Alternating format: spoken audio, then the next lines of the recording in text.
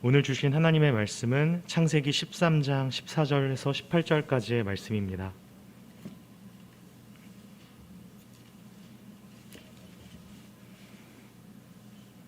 창세기 13장 14절에서 18절까지의 말씀입니다.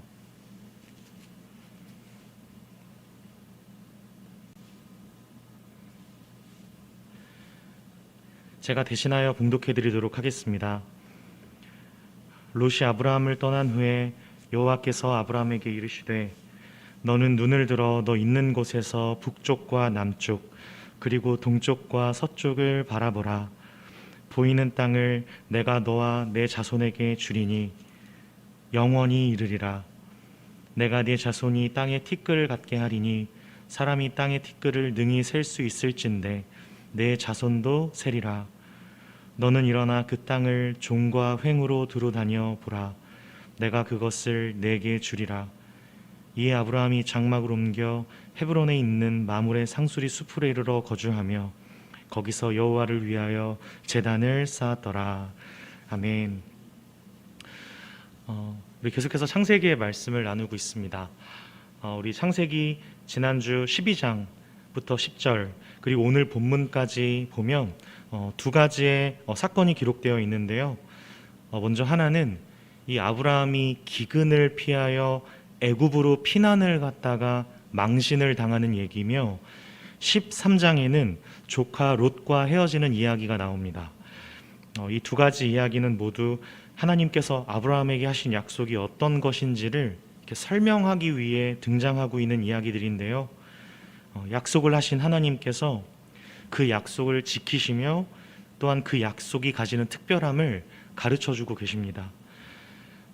아브라함은 기근 때문에 애굽으로 피난을 갈 수밖에 없었습니다. 그러나 사실 이것은 아브라함이 하나님으로부터 부르심을 받았음에도 불구하고 약속하신 땅을 향하여 스스로 하나님을 향한 믿음을 가지지 못하고 잘못된 판단으로 엉뚱한 선택을 했다는 것을 고스란히 드러내 보이는 사건이었습니다. 이토록 믿음 없는 믿음의 조상이라뇨. 그러나 여기 약속하신 하나님께서 이 믿음 없는 아브라함을 돕고 계십니다. 오늘 본문에서 우리가 이 약속의 특징을 좀 찾아볼 수 있게 되는데요. 그것은 이 약속에 대한 분명한 대상입니다. 아브라함을 택하신 하나님입니다. 여기 아브라함과 조카 롯이 헤어지는 자리에서 구체적으로 이 특징이 드러나거든요. 말하자면 롯이 아니라 아브라함입니다. 이를테면 이후에 등장하는 이삭, 이스마엘이 아니라 이삭입니다. 또 에서가 아니라 야곱이었습니다. 이처럼 이 약속이 드러내고 있는 분명한 사람들이 이렇게 강조되고 있다는 것을 알 수 있는데요. 그런데 우리가 자칫 잘못하면 이 약속의 내용을 이렇게 어떤 특정한 대상만을 향한 그런 특별한 선택으로 오해할 수 있습니다. 우리가 창세기 12장을 통해서 하나님이 아브라함을 부르신 이유를 알 수 있습니다. 그 이유가 무엇이었습니까? 모든 족속이 아브라함으로 인하여 복을 얻게 하시기 위함이었습니다. 그것을 생각해 본다면 하나님의 약속이 어떤 특정한 대상들만을 향한 부르심이라고 생각할 수 없습니다. 모든 족속, 모든 민족을 향하신 하나님의 부르심입니다. 그렇기에 오늘 본문에서 드러나는 어떤 이 분명한 대상을 향한 약속이 드러내고자 하는 바는 우리 하나님의 약속은 인간의 약속과는 다르다는 것입니다. 저희는 나사렛 교단인데 제가 저희 엄마 뱃속부터 다녔던 교단은 장로 교단이거든요. 이 장로 교단에 예정의 교리라는 것이 있습니다. 그러니까 제가 사실 장로 교단에서 자랐기 때문에 이게 종종 제 주변 또래 동역자들이 저보고 예정론자라고 우스갯소리를 하며 놀리곤 하는데 이 농담의 뉘앙스가 뭐냐면요, 예정론자라는 게 모든 것이 다 결정되어 있다는 어떤 그런 기계적인 운명론의 입장을 가지고 있다고 그런 이제 표현을 하는 것입니다. 그러니까 누구는 택하고 누구는 그러지 않았다는 것, 이것이 납득하기 어려운 사실이기 때문인데요. 그러나 여러분, 하나님의 택하심, 하나님께서 우리를 구별하신다는 것은 하나님의 작정과 계획, 그 지혜가 우리 인간이 가지는 분별과 결정, 선택, 그것과는 완전히 다른 것이라는 뜻입니다. 우리가 하나님을 왕으로 인정합니다. 그분의 주권과 통치를 의지합니다. 그러나 우리 하나님의 주권과 그분의 주대심을 인정한다는 것을 가지고 마치 하나님의 주권을 강조하면 우리의 의지가 약화되는 것, 그래서 주권이라는 것을 우리 인간의 자유의지를 거스르는 어떤 기계적인 권위로 그렇게 하나님의 하나님 되심을 오해해서는 안 됩니다. 오늘도 저와 여러분은 삶을 살아갑니다. 그러나 우리가 살아가며 이 속에서 오늘도 우리가 마주하고 우리의 현실 가운데서 행하는 선택들은 우리의 제한되고 우리의 한정적인 우리의 한계 속에서 우리가 가진 수많은 한계들 속에서 이루어집니다. 그러나 하나님의 계획, 하나님의 선택, 하나님의 결정은 이와 다른 신적인 차원의 이야기라는 뜻입니다. 여러분, 우리가 선택하는 것은 사실 별게 없습니다. 오늘 아침 나올 때 무슨 옷을 입을까 정도입니다. 근데 조금 더 비약을 하자면 내가 오늘 안에 겉옷을 너무 두껍게 입으면 오늘 너무 덥겠지 정도입니다. 무슨 대단한 선택이 없습니다. 제가 무슨 말을 하고 싶은 거냐면 저와 여러분이 언제 어디서 어떤 부모 밑에서 태어나느냐 하는 이런 굉장히 결정적인 것들은 우리 선택의 범주를 넘어서 있는 것들입니다. 그럼에도 우리는 우리의 본성상 마치 우리가 하나님과 비슷한 수준과 범위 안에서 밀고 당기고 하는 그런 선택 속에 살아가고 있다고 착각합니다. 사실 굉장히 우스운 거죠. 마치 인생의 산전수전을 다 겪은 어른 앞에서 이제 조금 생의 맛을 보고 있는 젊은이들이 막 이렇게 뭐 대단한 거 막 혼자 경험하는 것 마냥 떵떵거릴 때 그 어른이 지그시 웃으며 보시는 그런 것과 마찬가지라고 해도 훨씬 더 차원이 큰 얘기입니다. 사랑하는 제자교회 성도 여러분, 하나님께서 이루어 가시며 하나님께서 하신다는 것은 교단과 교회를 막론하고 이 교회 안에 가장 중요하게 선언되고 주장되는 핵심입니다. 하나님께서 이루어 가시고 하나님께서 하신다는 게 무슨 말입니까? 오늘 본문에 등장하는 하나님께서 다시 아브라함에게 나타나셔서 하시는 약속으로 더 확인할 수 있습니다. 오늘 읽은 말씀 창세기 13장 15, 16절입니다. 보이는 땅을 내가 너와 내 자손에게 주리니 영원히 이르리라. 내가 네 자손의 땅의 티끌 같게 하리니 사람이 땅의 티끌을 능히 셀 수 있을진데 네 자손도 세리라. 우리가 아는 대로 거의 관용적인 표현인데요. 너의 자손을 하늘의 별과 같이 바다의 모래와 같이 할 거야 하신 약속입니다. 아브라함을 부르신 것 같이 우리를 불러내시겠다는 것입니다. 무슨 말입니까? 하나님께서 아브라함을 어떻게 부르셨습니까? 아무런 조건이 없이 부르셨습니다. 하나님께서 시작하신 일입니다. 하나님의 계획과 섭리, 하나님의 지혜와 사랑, 그 완전한 권위로 부름받는 인생들, 아브라함이었습니다. 신약성경 갈라디아서 3장 13절에 가면 이러한 말씀이 등장합니다. 갈라디아서 3장 13절에서 16절까지의 말씀입니다. 그리스도께서 우리를 위하여 저주를 받은 바 되사 율법의 저주에서 우리를 속량하셨으니 기록된 바 나무에 달린 자마다 저주 아래 있는 자라 하였음이라. 이는 그리스도 예수 안에서 아브라함의 복이 이방인에게 미치게 하고 또 우리로 하여금 믿음으로 말미암아 성령의 약속을 받게 하려 함이라. 형제들아, 내가 사람의 예대로 말하노니 사람의 언약이라도 정한 후에는 아무도 패하거나 더하거나 하지 못하느니라. 이 약속들은 아브라함과 그 자손에게 말씀하신 것인데 여럿을 가리켜 그 자손들이라 하지 아니하시고 오직 한 사람을 가리켜 내 자손이라 하셨으니 곧 그리스도라. 아멘. 여러분, 먼저 보았던 창세기 3장 15절 16절에서 나타나 있는 아브라함에게 하시는 너와 내 자손이 하늘의 별과 같이 많아져야 한다면 분명 복수로 등장해야 합니다. 그런데 여기 갈라디아서에는 한 사람을 가리켜 그분은 예수 그리스도다라고 이야기하고 있습니다. 여러분, 그러면 하나님께서 아브라함에게 하신 약속엔 이중적인 의미가 있는 것입니다. 분명 아브라함이 부름받은 것처럼 앞으로 그 수를 헤아릴 수 없는 자손들이 그분의 부르심을 받는 당신의 백성들이 될 것입니다. 아브라함과 그의 자손입니다.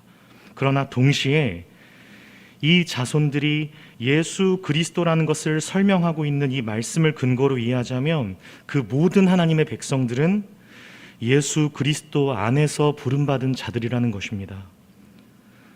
정확히 말하자면 예수 그리스도 안에서의 약속입니다. 이 의미들을 관통하는 공통점이 있습니다. 여러분, 다시 말씀드리지만 하나님이 아브라함을 부르실 때 그 자격이나 조건이 아브라함에게 있지 않았습니다. 도리어 아브라함에게는 자격이 없었습니다. 못 알아들었습니다. 하나님의 긍휼과 자비, 우리 하나님의 사랑이 그 부르심의 시작이었습니다. 그러면 우리 그리스도 예수 안에서의 부르심은 어떻습니까? 마찬가지입니다. 에베소서 2장 8절이 그것을 증언합니다. 너희는 그 은혜에 의하여 믿음으로 말미암아 구원을 받았으니 이것은 너희에게서 난 것이 아니요 하나님의 선물이라. 아멘. 여러분, 아브라함으로도 충분히 설명이 되지만 갈라디아서에는 더 명확히 드러냅니다. 예수 그리스도 안에서 부름받는 것입니다. 아브라함은 이것을 드러내기 위한 시작이었을 뿐입니다. 우리가 어떻게 예수 그리스도 안에서 부름을 받게 되었습니까? 그분이 저와 여러분을 어떻게 당신의 나라로, 그 사랑의 아들의 나라로 옮기셨습니까? 성자 하나님이신, 살아계신 하나님이신 예수님께서 이 땅에 성육신하시어 내려오셨습니다. 하나님은 당신의 독생자 예수를 십자가에 매달아 버리셨습니다. 저와 여러분들을 향하신 이해할 수 없지만 당신의 사랑을 확증하셨습니다. 우리가 아직 죄인 되었을 때, 저와 여러분들이 자격을 잘 갖추고 하나님께 무언가 이렇게 드릴 만한 것들이 잘 준비되었을 때 그분이 우리 예배를 받으시는 것이 아니라 우리가 아직 죄인 되었을 때, 우리가 아직 연약할 때 기약대로, 약속하신 대로 우리를 향하신 하나님의 사랑을 드러내 보이셨습니다. 이것을 드러내기 위한 표현이 예정입니다. 하나님의 섭리라고도 합니다. 은혜라고도 합니다. 하나님의 선물입니다. 저와 여러분들이 하는 약속, 저와 여러분들이 하는 결정, 저와 여러분들이 하는 책임, 이것과는 근본적인 차원과 결 자체가 다른 것, 그런 내용입니다. 그리고 그 약속의 핵심을 예수 그리스도라고 소개하고 있습니다. 제가 다시 한번 갈라디아서 3장 13절을 읽어드리겠습니다. 그리스도께서 우리를 위하여 저주를 받은 바 되사 율법의 저주에서 우리를 속량하셨으니 기록된 바 나무에 달린 자마다 저주 아래에 있는 자라 하였음이라. 14절입니다. 이는 그리스도 예수 안에서 아브라함의 복이 이방인에게 미치게 하고 또 우리로 하여금 믿음으로 말미암아 성령의 약속을 받게 하려 함이라. 아멘. 설교의 결론입니다. 오늘 본문이 어디로부터 시작했습니까? 12장. 아브라함이 하나님의 부르심을 받았다는 것으로 시작했습니다. 그러나 아브라함은 여전히 의심 많고 믿음 없는 그냥 그런 존재였습니다. 그 참 선택하고 고민하는 그런 결정하는 수준과 폭이 저희 제작교회 다음 세대들보다도 못한 수준으로 자기 자리를 잘 지켜내지 못하고 애굽으로 내려갔다가 자기 아내를 빼앗길 뻔한 위기를 만나게 된 그런 부족한 인간이었습니다. 스스로도 얼마나 사실 답답했을까요? 여러분, 우리가 우리 자신에 대하여 고민하고 회의감을 가지고 때로 자책하는 이유가 무엇입니까? 이게 나 스스로 나를 볼 때 정말 좀 자격이 없고 또 할 수 있는 것이 너무 없는 사람이라는 것이 확인될 때 우리가 참 답답하고 자책하게 되지 않습니까? 그러나 하나님은 당신의 약속을 철회하지 않고 계십니다. 하나님이 시작하시고 작정하시어 약속하신 이 약속을 실패하지 않고 이루어 가십니다. 이것이 저와 여러분의 소망이 될 수 있는 것입니다. 여러분, 어디 아브라함 뿐입니까? 하나님을 떠나 하나님 없이도 인생을 살아갈 수 있다고 여기며 하나님의 뜻과 말씀에 반하는 모든 시도들을 자유와 의지라는 이름으로 외면하고 맞바꾸며 끊임없이 하나님의 목전에서 악을 행하고 하나님의 뜻과 말씀을 외면하려고 하고 인간적인 생각으로만 그 어떤 방법들을 잘 찾아서 헤매려고만 하는, 여전히 함부로 살아가고 여전히 함부로 포기하고 여전히 함부로 체념하지만 하나님은 여전히 당신의 하나님 되심을 중단하지 않고 계십니다. 하나님은 여전히 저와 여러분들을 억지로 강제하지 않으십니다. 조종하지도 않으십니다.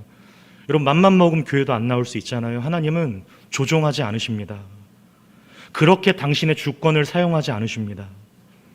하나님은 살아계셔서 지금도 당신의 이름을 걸고 우리를 부르십니다. 우리 예수님만이, 여러분, 지난주 설교의 핵심 기억하십니까? 담임 목사님의 주일 설교 핵심을 기억하십니까? 예수님만이 누구에게나 기쁨의 소식, 어느 곳에서나 참된 평화의 소식이 될 수 있다는 이유가 여기에 있는 것입니다. 왜냐하면 이것이 하나님께서 작정하시고 하나님께서 시작하신 당신의 약속이기 때문입니다. 너희는 여호와를 만날 만한 때에 찾으라. 가까이 계실 때에 그를 부르라. 악인은 그의 길을, 불의한 자를, 그의 생각을 버리고 여호와께로 돌아오라. 그리하면 그가 긍휼히 여기시리라. 우리 하나님께로 돌아오라. 그가 너그럽게 용서하시리라. 이는 내 생각이 너희의 생각과 다르며 내 길은 너희의 길과 다름이니라. 나 여호와의 말씀이니라. 사랑하는 제자교회 성도 여러분, 약속대로, 아니 이미 이루어진 완전한 약속의 증거, 예수 그리스도께서 오셨습니다. 기도하겠습니다. 우리 시간 함께 기도하길 원합니다. 하나님, 이 세상 우리가 무엇을 의지하고 무엇을 믿고 무엇을 확신하며 살아갈 수 있습니까? 저마다 이렇게 삶을 살아가는 것처럼 보이지만 그 안으로 들어가면 얼마나 많은 어려움들과 아픔들을 가지고 우리가 살아가고 있습니까? 하나님, 우리는 다 알 수 없고 헤아릴 수 없고 어떤 완전한 도움도 줄 수 없지만 살아계신 하나님께서 우리 사랑하는 제자교회 성도님들 한 분 한 분의 삶 가운데 찾아가시고 말씀하여 주셔서 이 땅 가운데 우리의 완전한 기쁨의 소식으로 오신 그 예수님을 잘 믿으며 살아갈 수 있도록 우리의 믿음 없음을 도와주시고 우리를 붙들어 주시옵소서. 우리의 예배를 받아 주시옵소서. 우리 시간 함께 기도하길 원합니다. 함께 기도합니다.